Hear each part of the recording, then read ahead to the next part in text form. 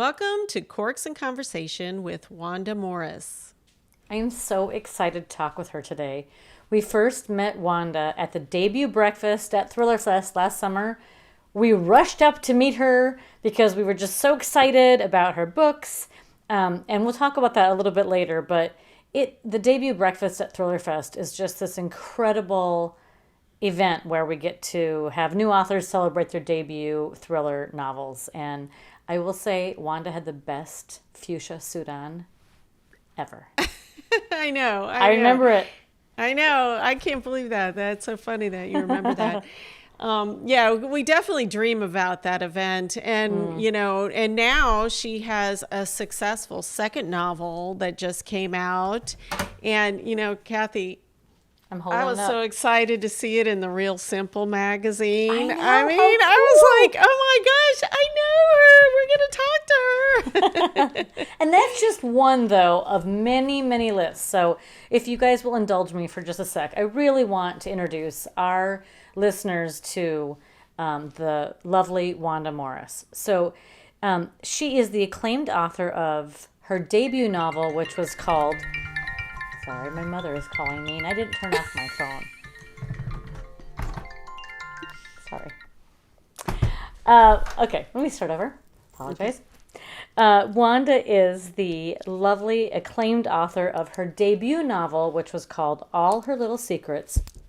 And it just got tons of well-deserved buzz. Our, most esteemed thriller writer, Karen Slaughter, said it was brilliantly nuanced, which I loved that accolade. It was selected as a Book Buzz pick by Good Morning America. It won the 2022 Lefty Award. Sorry, are we boring you, Wanda? I'm sure she's like, really, I've heard this all again. It was also, she's like, keep it going. It received the 2022 Georgia Author of the Year for Best First Novel. It was nominated for the Anthony, the Strand Critics Award, the McCavity Award, and has been shortlisted for the Crooks Corner Book Prize. And this is what's really exciting for listeners out here. If you haven't gotten that book, you need to. It's been optioned for a limited series on Showtime, produced and starring, wait for it please, Uzo Adoba. And I love her. And I can't even wait to talk to Wanda about that. And we will have some links for people to read all about the buzz in our posts here. But her new book is what we're talking about today. And her new book is, as we said, Anywhere You Run. And it's a different book. It's not the same as her first one. It's it's so good though, you guys. It was named one of the best books of 2022 by Publishers Weekly and NPR. It has been named as one of the 15 standout historical fiction books to read this year by Oprah Daily. It has received starred reviews from Publishers Weekly, Library Journal, and Booklist. In its review, Booklist said this riveting and moving novel, this is my favorite, with echoes of Zora Neale Hurston's Their Eyes Were Watching God, which is one of my favorite novels of all time, is highly recommended for fans of suspense and women's fiction. So, okay, Wanda is also, when she's bored, a corporate attorney, a member of Sisters in Crime, Mystery Writers of America, Crime Writers of Color, and she serves on the board of the International Thriller Writers. She's married. She has children. And she lives in Atlanta, where there's lots of traffic. How does she have time for us? And she's here with us. So welcome, Wanda. So wonderful to have you. Oh my gosh. Thank you guys. You are so generous and you're so sweet. Thank you. I cut some things out so we get to talking to you. I cut out an entire paragraph of accolades because I just wanted to talk to you instead of about you. So well deserved. Right. Yes. So thank you so much for joining us. And Kathy and I are having a little bit of wine because it's kind of late here, but Wanda is she's ready to go. She's gonna answer some questions for us, and but first I want to tell a little bit about her book that we just Yeah. mentioned, Anywhere You Run, and this book is set in 1964, which I can say was just a little before I was born, but but I love learning about that time period because of course I wouldn't know it as an infant, but and I just don't think we really get the inside view like this, and so this was just a page turner. There's two sisters, Violet and Marigold, which I love the flower names. Yeah. And they're both at pivotal points of their lives. One of them is she's gone through some brutality and actually might be a little bit of a murderer. And Chrissy, just like this much, just a teeny bit. And her sister is just dreams of being this attorney, and then finds herself pregnant and unmarried. And so all this stuff converges at the same time as we're like, Jim Crow South, and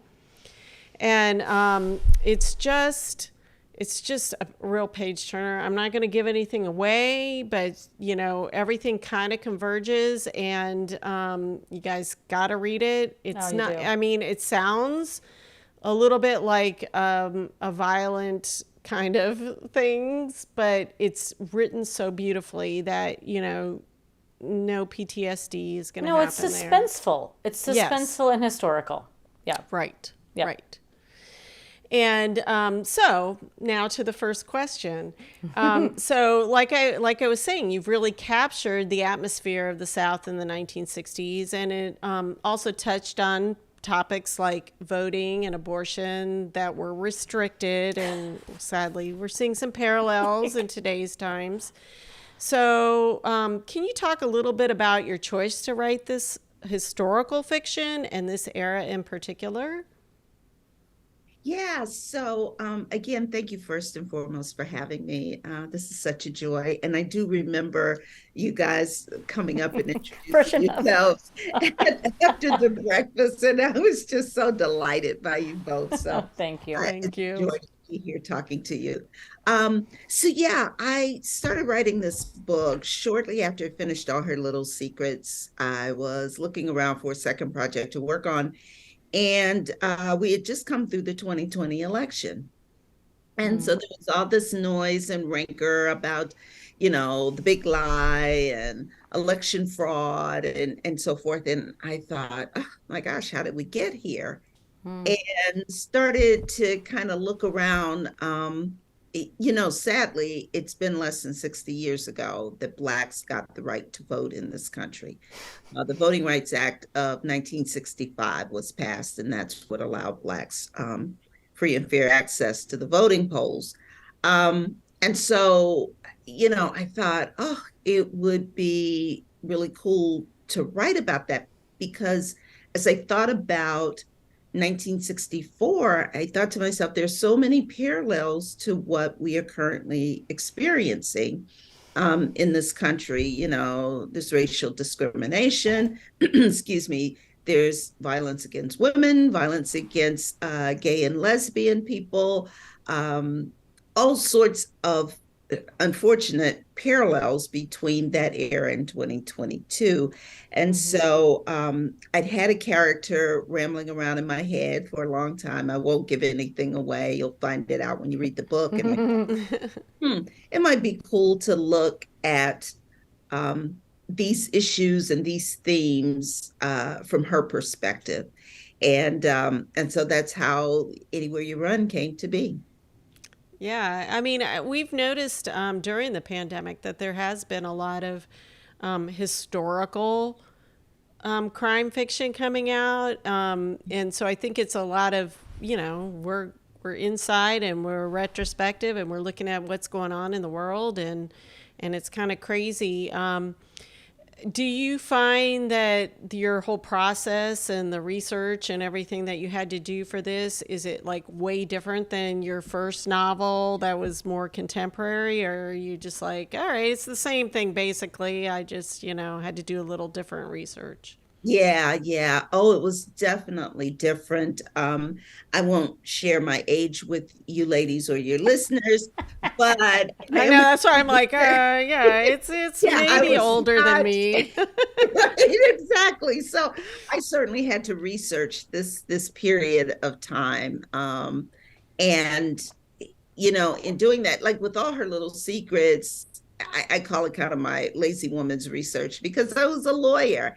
And so Yeah. I kind of knew, and I worked in corporate America. So Yeah. I kind of had the background there to do that. But with this, I not only had to delve into just the historical aspects around, voting rights and the Jim Crow South, but I also wanted to make sure that the book was an immersive experience for people. Yeah. So I wanted to, research, fashion and music and what were people doing and talking about in 1964.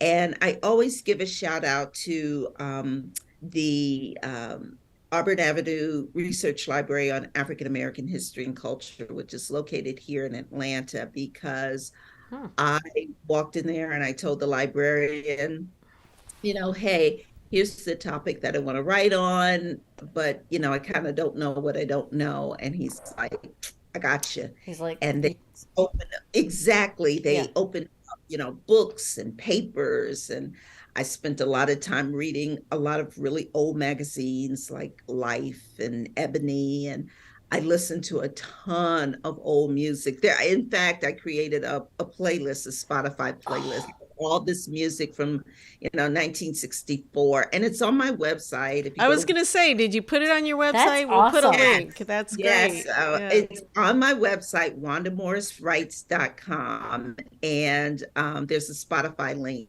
on the book page for anywhere you run, and Oh, and that's that amazing. was kind of the fun aspect of that. And Yeah. you know reading fashion magazines so I could see what women were wearing and even the men.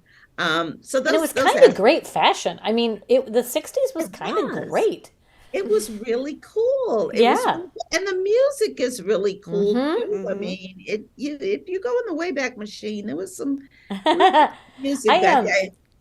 Wanda, I had dinner with my parents last night, and they are in their mid 80s. And um, weirdly, we are at a restaurant, and in our home, I'm in my hometown. I moved back to my hometown where my parents were raised, She's and in grew up here South as well. Dakota, if you didn't Yeah, in know. South Dakota. And there was a picture on this restaurant wall of the sock hop that my mom used to work at on roller skates as a waitress. And Oh my my dad said, "Oh, that's where I asked her out for her first date." And I was like, "What?"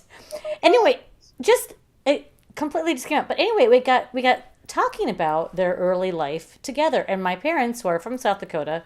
My dad worked for the FDA in a job they moved all over the South as a God. white couple in the South. And my mom worked as a candy striper in hospitals all over the Jim Crow South. And so I Yeah. was telling her about your book in our interview, and she was recounting very, very, very painful stories of the realities of what she saw. And she just had never experienced that being up in the North. That just was completely foreign to her. So she was, the candy striper who would go to the other side and, just ridiculous stuff. But so there is a lot of painful reminders in this book, but it's not all the deep stuff. It's also the cool music and the fun clothes and this great suspenseful story. So I don't want people to think we're just talking about a history lesson here. It's also just Right. a fantastic suspense. Yep. Oh, thank you for that because okay, you ladies read my first book.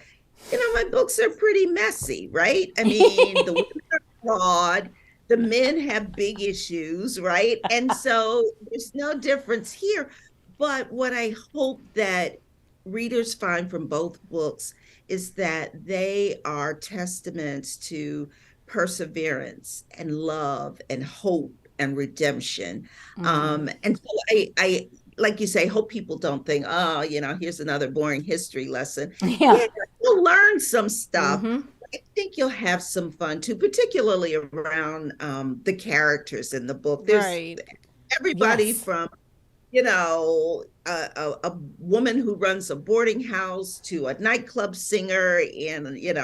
lounge north. And so there are all these different type of people who come together to build family. Yes. So, So, yeah. speaking of family, Wanda, my favorite part of this book is the two sisters' vacillating points of view. And I was completely astonished by how you did it just as a technician. Christy and I are both writers, and I was just in awe of it. But what I started realizing is that every time one sister came on with her story, and they could be stories as if they were telling somebody else, like a friend, right? And that I thought was so cool. But every time one sister was on, in her point of view, she was actually revealing more about the other sister. And I found that to be masterful, and I want to know how you did it.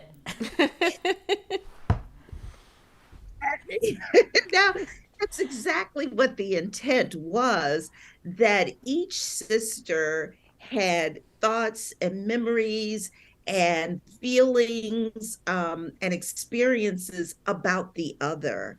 And so I didn't want the story to move with someone saying, here's what I do, but doing it through the lens of the other sister, and particularly around issues about how much they cared about each other, and how much they loved each other, and how each thought the other was smarter than they were, or and Yeah. I think some of that is kind of real life. I had three sisters, sadly one has passed, and so growing up, we always had that kind of, oh, she's the prettier one, or she's the smarter one, or mom loves you more. Oh, no.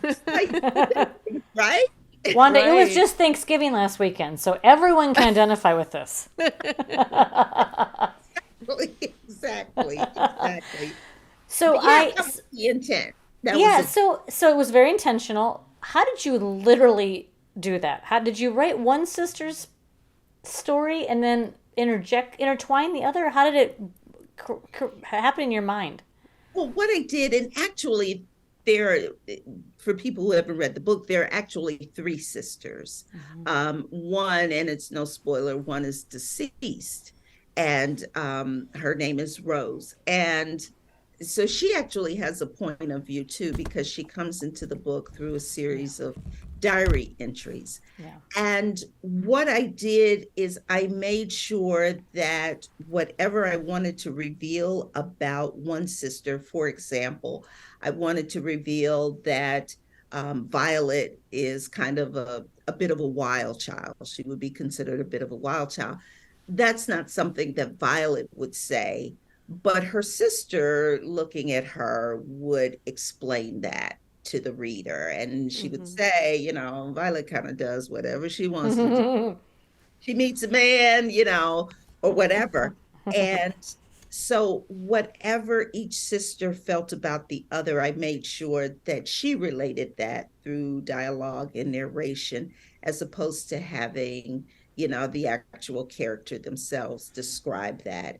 And not only did you get a sense of the closeness of the sisters, but you also got a sense of how deeply they felt about each other. I hope that it comes across that these sisters loved each other Yes, deeply. it does. And even though they loved each other, they still held secrets from one another. And As we do. yes, and I was gonna say, I remember keeping some secrets from my sisters. Yeah. Yeah, of course. So I was thinking about at the end, give nothing away here.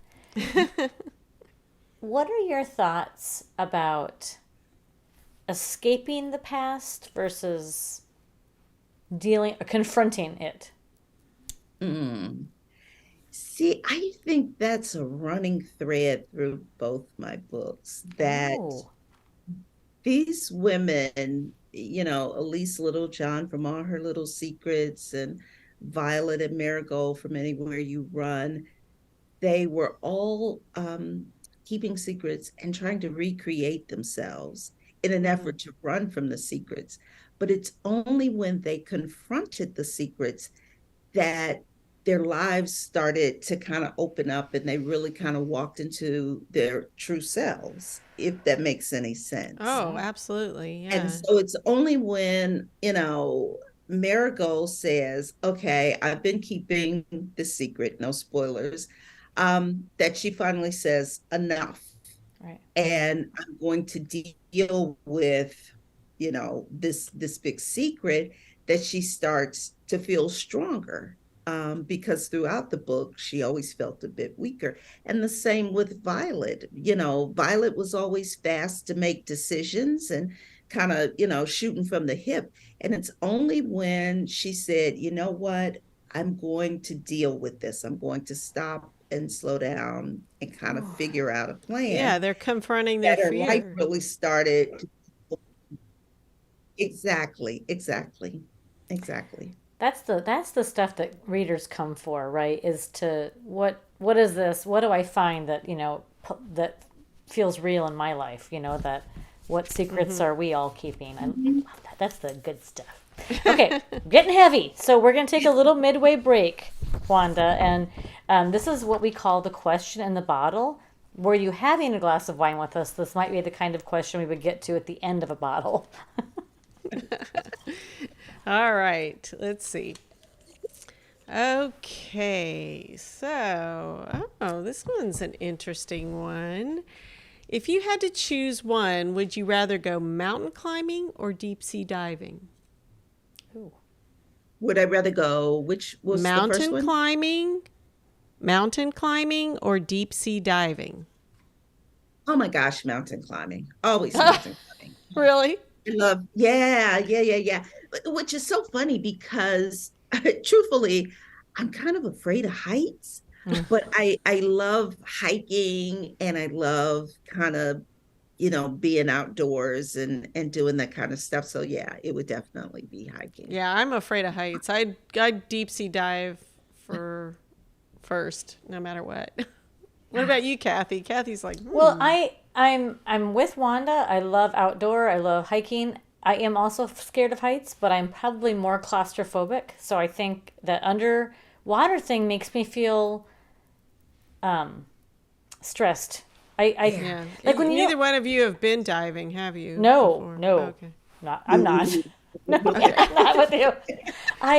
My husband loves watching those nature shows where like they go the cliff, the underwater like cave divers with the head Oh, things. yeah, yeah, yeah. I can't even Yeah, watch no, it. I wouldn't want to do a cave dive, I but just I would can't watch not. it. No. Yeah, no, no, No. no, no. No.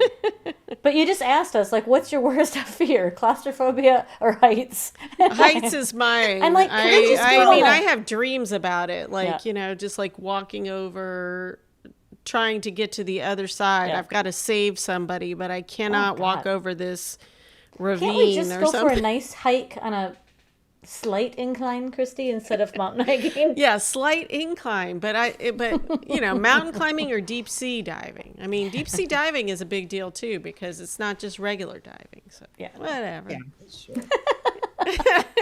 Okay, so I want to go back and talk about the pink suit because I wanted to meet you, and I saw you walking across the hall, and I was like, I just want to know her. I want everything about her in that fuchsia suit. That was it.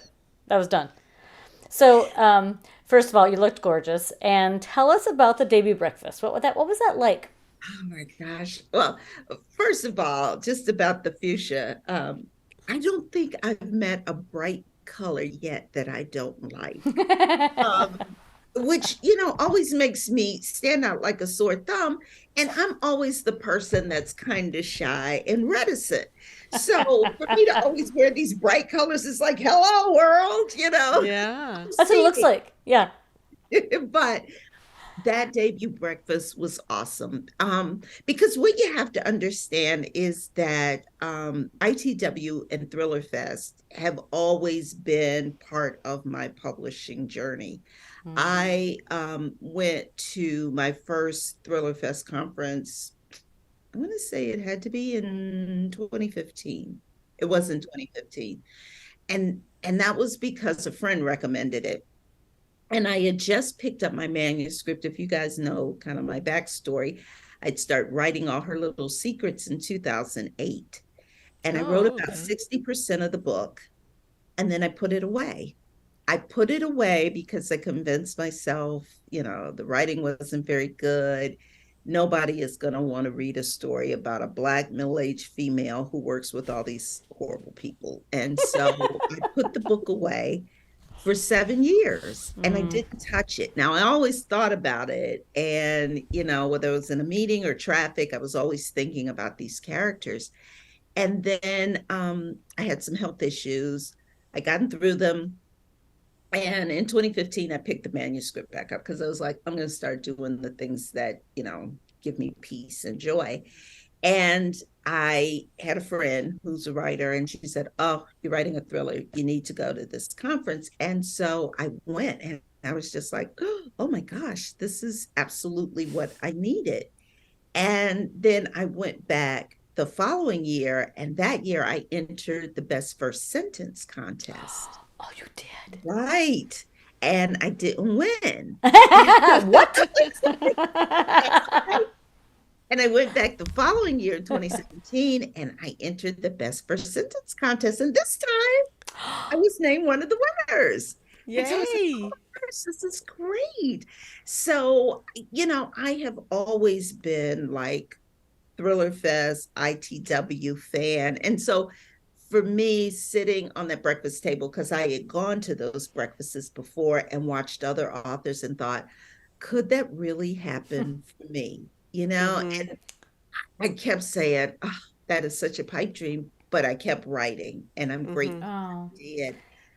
And so now, once they asked me to be, on the board, I just was so, so touched because they've been such a large part of my journey. When I went in 2019, I did Pitch Fest, and I actually met my agent. Oh, So, wow. I mean, Thriller Fest has mm. always been, a big part of my journey. Yeah, I met my agent who represents me right now. Mhm. Awesome. So Wanda, I'm so glad we're talking about this because this not only reflects with Christy and I, we're both writers, and we went to our first Thriller Fest in 2018. Mhm. Have not gotten to that debut breakfast, but we both hope to get there. But there are so many other authors that are listening to this that want that same, they had that same desire. And for you to say it does happen, and I put this thing away for 8 years, and I kept at it, and I went to this thing, that just gives people so much hope because, And keep in mind too, ladies, I'm no spring chicken. Okay. yeah, we Like, feel that. I haven't seen 25 in a long time. But, I tell people who are aspiring and emerging writers, keep at it, that if your desire is there and your work ethic, because it is a lot of work, the timing and the luck will come. And you Right. just have to stay in the game. You just have to stay in the game. It will happen for you too. And I Oh, feel like it's a really important thing to hear now too, because I think the pandemic also like Mhm. really threw people for a loop. I know it Yeah, did me, as far as writing is concerned. So, it's just like, okay, you can still get back into it. It's not all yeah, is not lost, right. right. Exactly, Yeah. exactly. You still do this. And I mean, I put a manuscript down for 7 years and didn't touch it. And but I used to look back and go, gosh, if I just kept, maybe I would have Yeah. had it published. But I think all things happen when they're supposed to happen. Oh, I love that. I love there's a Mm-hmm. season for everything in your Yeah, life. there really Yeah. is. And I Yeah. don't know that all her little secrets could have been published in 2008 or 2009. I don't know if people were ready Right. for a book Right. that, had these kinds of themes and Yeah. was just in your face. Because, there's a scene in All Her Little Secrets that for a long time I was like, somebody's going to ask me to cut this scene Yeah. out and say, this is too much. And they never did. Wow. Yeah. That's amazing. I love that. So let's talk about that. Let's talk about what's going on with Oh all her yeah. little secrets, Oh Christy. yes. Oh yeah, because I mean, a Showtime limited series. I I mean, mean, how did that happen? And you're executive producer. I mean, that's that's something because we've interviewed a lot of authors, and most of the time the authors are like, "Oh, yeah, I don't have any say." So I'm assuming an executive producer has some say. And I'm like, okay, maybe because you're a lawyer, you got that position. I don't know, but we want to know. she's like, well, I kind of know some things about contracts Yeah. I'm like, when we get to and that point, can we negotiating. call you? Absolutely. You know what? Here's my mantra. You don't get what you don't ask for, Mm-hmm. right? Truth, Mm-hmm. So, truth. exactly. And Hmm. so yeah, that's a pretty good thing. That's pretty Is cool. it very involved? I mean, do you have to do a lot, like I in I addition to do your not know. legal I practice and your writing and I don't know what my role will be exactly. We are still kind of in this phase where the screenwriter is writing the pilot now. And once the pilot is greenlit by the studio, okay. they'll start production. And then that's kind of where everybody kind of I know for me to sit here and talk to you guys and say this, oh, yeah, well, I know it it's, all. it's just crazy, right? I just never in my wildest imagination. But I got to tell you, that was a real my cup runneth over kind of moment. Oh, My, Mm-hmm. my agent called and she said, "So look, there's a producer who wants to talk to you about adapting the book to film." And I was like, "What?" what'd you say? And, right? And she said, and I was like, "Well, who is it?" And she says, "It's Denise Davis." Now, I know who Denise Davis is. Some of your listeners may not. Denise Davis is a creative partner of Issa Rae. She has produced Insecure. She's produced Black Lady Sketch I Show. mean, come on. Like, Like, she's huge, okay? And so I was like, oh my gosh, of course I would talk to her. And it was so funny because she said, I read this book and I absolutely loved it. And the first thing I thought is, I could definitely see this on screen. And I was like, oh my gosh. She said, but I want to go out and see who else I can find that would be interested in coming on board with the project. And I was like, okay, great. And then yeah. she liked it. And I thought, well, that's kind of the end of that. And then in the spring, she called me and she said, or she emailed me and she said, so I think we found somebody, and it is Uzo Aduba. And I was I What? like, she is I like, think one of the most talented humans on the planet. oh my gosh, absolutely, absolutely. Three-time Emmy winner. And the screenwriter is hugely talented. It's a gentleman by the name of Arn Squire, and he has written for TV shows like This Is Us, Oh Oh, wow. Good okay. Fight, Evil. So it's like, What? wow, Oh like my this team gosh. is not slacking, right? So, Yeah. I'm so fascinated by the idea of this thing that you think about all the time that maybe you're not actually doing, your manuscript, but it's still in your mind when you're in the car and you're driving and you finally do the thing that's on your mind and all these amazing opportunities unfold. And I think, what if you hadn't finished that? Yeah. And think, I mean, you must feel so fulfilled from following through with your own kind of promise to yourself. Oh my gosh. I tell you, I still wake up some mornings and I pinch myself like, Mm-hmm. is this really happening? I remember shortly after the Showtime deal was announced, I woke up one morning and I was kind of in that state where you're kind of half asleep, half awake. And I was like, gosh, I must have been dreaming a crazy dream.